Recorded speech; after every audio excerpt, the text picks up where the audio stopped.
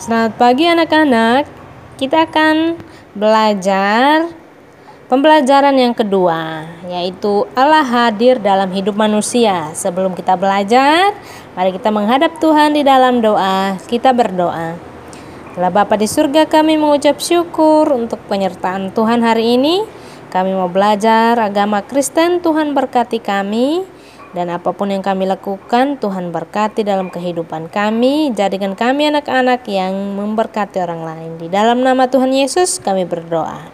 Amin. Oke anak-anak, adapun tujuan pembelajaran kita adalah kita belajar untuk mengucap syukur atas kehadiran Allah, yaitu melalui doa dan ucapan syukur kita. Yang kedua, agar kita tahu bahwa bentuk-bentuk kehadiran Allah dalam kehidupan kita seperti apa, kehidupan manusia. Nah, dan yang ketiga adalah kita tahu bahwa Tuhan hadir dalam hidup kita. Contohnya saat kita bersyukur atas usia yang kita punya, itu bagian dari kehadiran Allah. Dan kita juga bersyukur bahwa Tuhan menciptakan kita sangat unik, yaitu sesuai dengan gambar dan rupa Allah. Manusia adalah ciptaan Tuhan yang sempurna, yang unik di antara makhluk-makhluk yang lainnya. Cara Allah menciptakan manusia berbeda dengan cara Allah menciptakan dunia, seisi dunia ini. Nah, di dalam Kejadian 1 ayat 26 sampai 27, di situ dijelaskan bahwa satu, Allah menciptakan manusia dengan karyanya, yaitu dibentuk manusia dari debu tanah.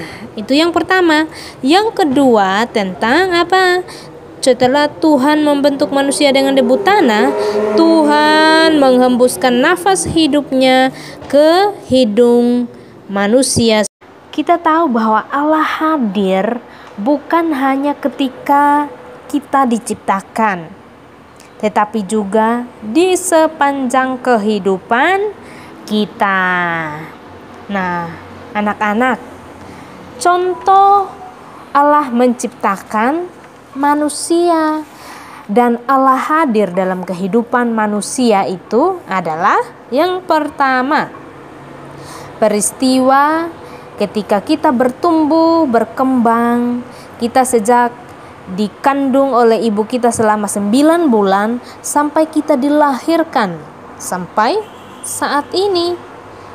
Nah, yang kedua, bukti pemeliharaan Tuhan, kehadiran Tuhan dalam hidup kita adalah ketika kita berhasil dalam belajar dan menjadi anak-anak yang cerdas.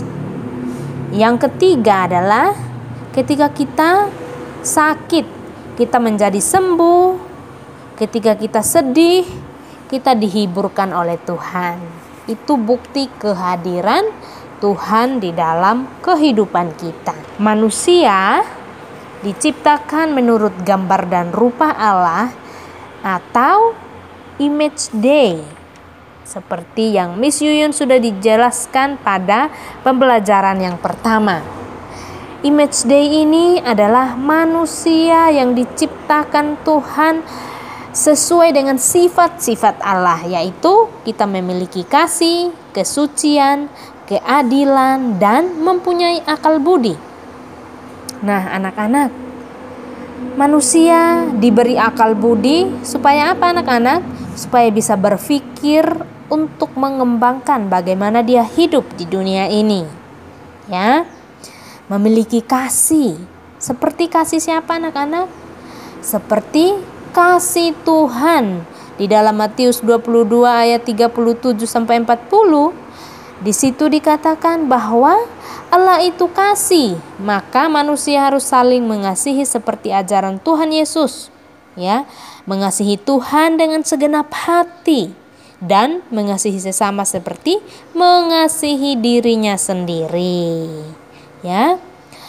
Juga kita harus memiliki kesucian. Kesucian artinya kita kudus, artinya kita tidak berdosa. Ya, manusia harus menjaga kekudusan hidupnya. Jangan sampai kita membuat diri kita dengan gambar-gambar yang tidak berguna. Karena tubuh kita ini adalah bait suci, buatan Tuhan yang sangat baik. Jadi kita tidak boleh mewarna-warnai semua yang ada dalam tubuh kita. Sepertinya sekarang ini kita lihat contoh, ada banyak orang yang tato-tatoan, rambutnya diwarna-warnain, dan banyak lagi dicatok sehingga lurus. Itu sama dengan kita mau merubah ciptaan Tuhan, yaitu kita. Nah, anak-anak, kita juga harus memiliki keadilan di dalam hidup ini seperti Tuhan. Tuhan itu adil dalam segala yang kita lakukan di dunia ini.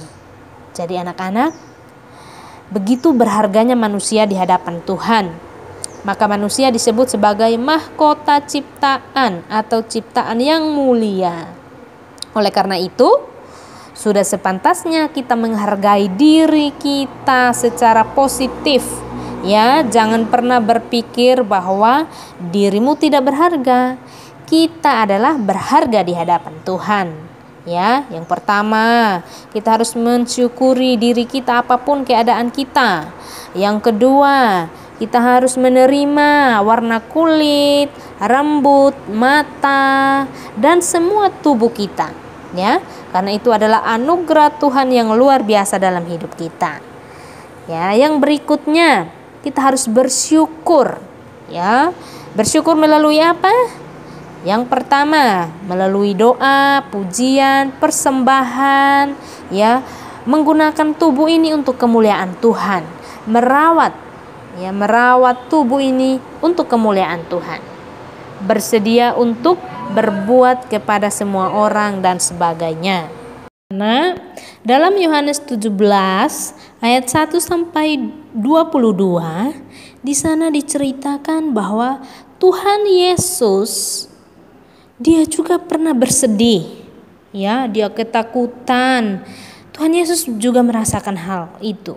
Sebelum ia menderita sengsara di atas kayu salib, Tuhan Yesus berdoa di Taman Getsemani dengan penuh kesedihan karena dia harus berpisah dengan murid-muridnya dan juga takut atas penderitaan dan kematian yang akan dialaminya untuk menebus dosa Miss Yuyun dan dosa semua kita anak-anak.